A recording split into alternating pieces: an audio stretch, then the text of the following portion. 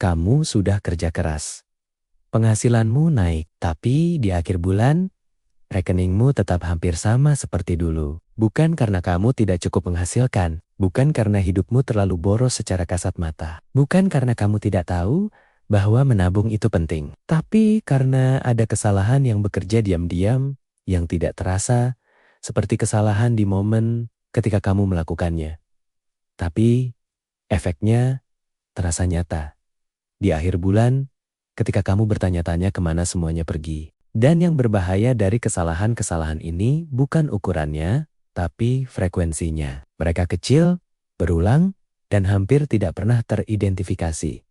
Karena masing-masing terasa seperti keputusan yang wajar pada saat itu. Video ini tentang 5 kesalahan itu.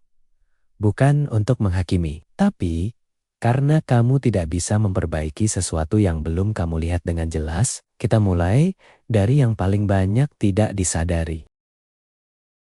Kesalahan 1. Mengelola sisa, bukan selisih. Hampir semua orang yang gajinya besar, tapi tabungannya tipis, punya satu kesamaan dalam cara mereka mengelola keuangan. Mereka menunggu sisa.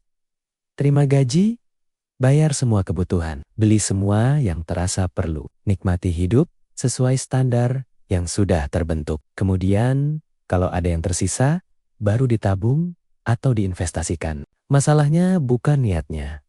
Niatnya baik. Masalahnya adalah cara kerja pengeluaran yang tidak pernah diberi batas lebih dulu. Pengeluaran punya sifat yang konsisten.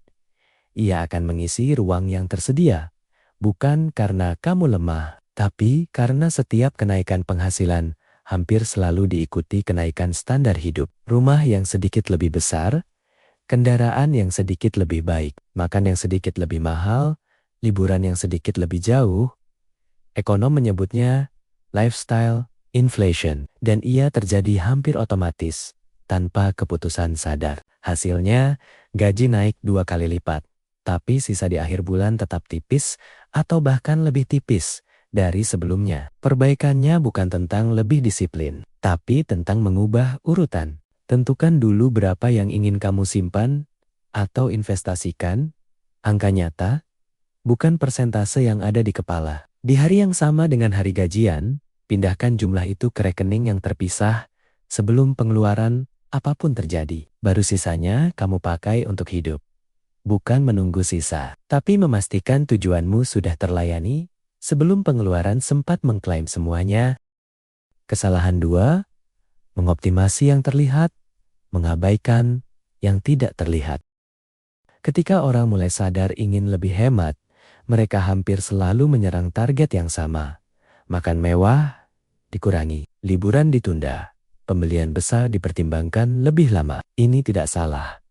Tapi ini hanya setengah dari gambar. Karena kebocoran terbesar dalam keuangan, banyak orang bukan datang dari pengeluaran besar yang terlihat, tapi dari pengeluaran kecil yang tidak pernah dihitung karena masing-masing terasa tidak signifikan. Langganan streaming yang tidak aktif ditonton, tapi masih terbayar setiap bulan. Aplikasi premium yang dipakai 3 kali di bulan pertama, kemudian tidak pernah dibuka lagi. Ongkos kirim dari belanja online yang frekuensinya tidak pernah benar-benar dihitung. Kopi dan camilan harian yang jumlahnya tidak pernah dijumlahkan dalam sebulan. Biaya administrasi rekening yang tidak pernah dievaluasi. Masing-masing kecil, tapi mereka berjalan terus, bulan demi bulan, tanpa evaluasi, karena tidak ada satu momen di mana kamu harus secara aktif memutuskan untuk melanjutkannya. Ini adalah bentuk kebocoran yang paling mahal, justru karena paling tidak terasa. Satu langkah konkret, ambil mutasi rekeningmu 3 bulan terakhir. Tandai semua pembayaran berulang, apapun yang muncul, dengan nominal yang sama secara konsisten. Untuk setiap satu, tanya satu pertanyaan. Apakah aku benar-benar menggunakan ini? Bukan mungkin akan kupakai. Tapi apakah aku benar-benar menggunakannya secara aktif? Orang yang melakukan ini hampir selalu menemukan Rp150.000 sampai Rp400.000 per bulan yang bisa langsung dihemat dari sesuatu yang bahkan tidak mereka nikmati. Kesalahan 3. Membeli untuk kondisi yang belum ada. Ini adalah kesalahan yang terasa paling rasional di momen ketika kamu melakukannya. Beli perlengkapan olahraga karena berencana mulai rutin berolahraga. Beli kursus online karena berencana mempelajari skill baru. Beli buku dalam jumlah banyak karena berencana mulai rajin membaca. Beli peralatan masak premium karena berencana lebih sering masak di rumah. Niatnya baik, pembeliannya terasa seperti investasi untuk versi dirimu yang lebih baik. Tapi ada jeda antara niat dan kebiasaan yang belum terbentuk, dan di jeda itulah uangmu hilang. Perlengkapan olahraganya ada di pojok kamar. Kursusnya sudah dibeli, tapi belum dibuka modul pertamanya. Bukunya sudah di-rak, tapi masih terbungkus plastik. Peralatan masaknya dipakai 2 kali, kemudian kembali ke laci. Pembelian yang didasarkan pada niat yang belum dibuktikan oleh tindakan adalah salah satu pengeluaran yang paling sering tidak terasa seperti pemborosan. Tapi efeknya di rekening sama saja. Aturan sederhana yang mengurangi kerugian ini secara drastis.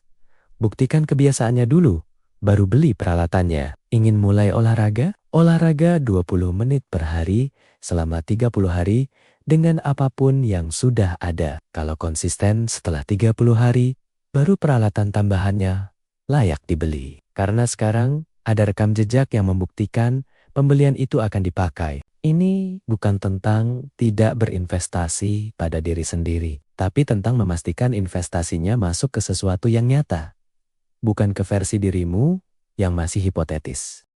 Kesalahan 4, tidak punya angka, hanya punya niat. Tanya kebanyakan orang, berapa yang mereka targetkan untuk ditabung bulan ini? Dan jawabannya hampir selalu versi dari sebanyak yang bisa. Kedengarannya fleksibel dan realistis. Tapi dalam praktiknya, sebanyak yang bisa hampir selalu berarti sebanyak yang tersisa. Dan kita sudah tahu apa yang terjadi ketika kamu menunggu sisa. Niat tanpa angka tidak bisa dieksekusi karena tidak ada titik di mana kamu tahu apakah kamu sudah berhasil atau belum. Tidak ada keputusan konkret yang bisa dibuat. Tidak ada yang bisa dievaluasi di akhir bulan. Dan tanpa evaluasi, pola yang sama berulang terus. Bukan karena kamu tidak berusaha, tapi karena tidak ada sistem yang memberimu umpan balik yang nyata. Perbedaan antara orang yang berhasil membangun keuangan dan yang tidak bukan terletak pada seberapa besar penghasilan mereka, tapi pada seberapa spesifik mereka mengelolanya. Mereka tahu persis berapa yang masuk setiap bulan. Mereka tahu persis berapa yang dialokasikan kemana. Dan mereka tahu di pertengahan bulan apakah mereka sedang on track atau tidak. Karena ada angka yang bisa dijadikan acuan. Mulai dari angka yang paling sederhana, berapa penghasilanmu bulan ini, dan berapa yang ingin kamu sisihkan, bukan dalam persentase abstrak, tapi dalam rupiah yang nyata. Tulis. Kemudian lacak apakah kenyataannya mendekati rencana itu. Itu saja sudah memberi kamu sesuatu yang sebagian besar orang tidak punya. Sistem umpan balik yang bisa diperbaiki. Kesalahan 5. Mengabaikan biaya tak terencana sebagai variabel tetap. Ini adalah kesalahan yang tersembunyi paling dalam. Karena ia bersembunyi di balik kata tak terduga. Ban bocor, biaya dokter yang tidak masuk asuransi, undangan pernikahan 3 orang dalam sebulan, gadget yang rusak dan harus diganti, atap yang bocor, biaya kondangan, arisan, atau sumbangan yang datang tiba-tiba. Setiap kejadian itu memang tidak bisa diprediksi kapan tepatnya terjadi. Tapi kenyataannya, salah satu dari jenis pengeluaran itu hampir pasti terjadi setiap bulan, atau paling lambat setiap 2 bulan sekali. Artinya, pengeluaran tak terduga sebenarnya bukan tak terduga secara sistemik. Yang tidak terduga hanya bentuk spesifiknya dan waktu persis terjadinya. Tapi keberadaannya dalam hidup keuanganmu itu hampir pasti. Dan ketika kamu tidak memperlakukannya sebagai variabel tetap dalam perencanaan, efeknya selalu sama. Setiap kali kejadian itu muncul, ia menghancurkan rencana bulan itu. Tabungan yang sudah disisihkan terpaksa diambil, atau lebih sering, pengeluaran itu dibayar dengan utang kartu kredit yang kemudian membawa beban bunga ke bulan berikutnya. Solusinya bukan bisa memprediksi apa yang akan terjadi. Solusinya adalah memperlakukan ketidakpastian itu sebagai kepastian. Sisihkan sejumlah tetap setiap bulan ke dana darurat, rekening terpisah yang tidak disentuh, kecuali untuk situasi yang memang darurat.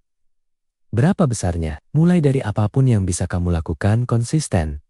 Rp100.000 per bulan lebih baik dari nol. Rp500.000 lebih baik lagi. Tujuan akhirnya adalah memiliki 3-6 bulan pengeluaran sebagai bantalan. Tapi perjalanan ke sana dimulai dari satu transfer pertama yang dilakukan hari ini. Ketika dana itu ada, kejadian tak terduga berubah dari krisis menjadi gangguan kecil. Dan perbedaan itu antara krisis dan gangguan kecil adalah salah satu perbedaan paling nyata dalam kualitas hidup finansial seseorang.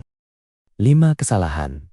Tidak ada yang terasa dramatis. Tidak ada yang datang dengan tanda peringatan di momen ketika kamu melakukannya.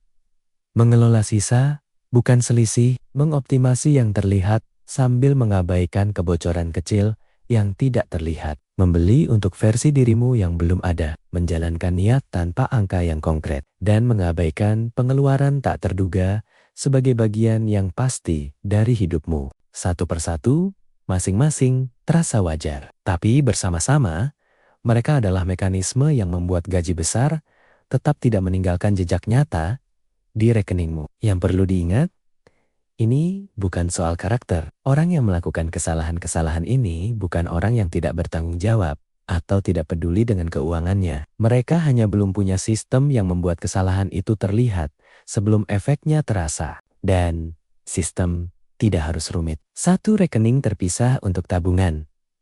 Satu catatan untuk pengeluaran. Satu angka nyata sebagai target bulanan. Satu audit langganan setiap 3 bulan. Satu dana darurat yang diisi konsisten. Sederhana, tapi kalau dijalankan konsisten, efeknya tidak sederhana. Pilih satu dari 5 ini. Bukan yang paling ideal, tapi yang paling mudah untuk dimulai dari kondisimu sekarang. Lakukan selama 30 hari. Lihat apa yang berubah. Gaji besar yang tetap kosong bukan nasib. Ia adalah hasil dari pola yang bisa diubah. Satu kebiasaan pada satu waktu.